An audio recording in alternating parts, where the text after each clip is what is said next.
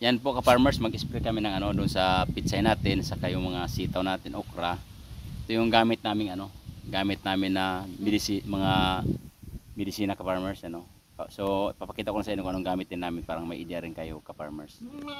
Ito yung gamit na ka-farmers, ano. Ito yung ano, nakasugpo doon sa ano, yung pitsay tang nabubulok, yung tinaman ng punggos, yung pitsay natin.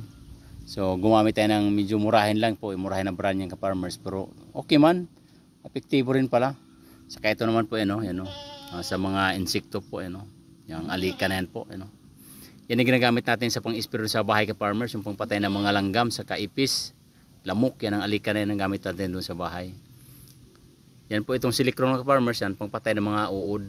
Yan, eksperto siya sa uod ka-farmers, yung silicone yan. Yun ang gamit ng tatlo muna sa ngayon na pangpatay insekto dun sa gulay nating pitsay, sitaw, okra, yan mga gamot ka-farmers. Tapos nasama na yung diyan, pati yung kamuti sa baba na isama na natin sa pag-spray. So yan lang ka-farmers, test may idea kayo kung anong ginagamit namin pang-spray sa farm.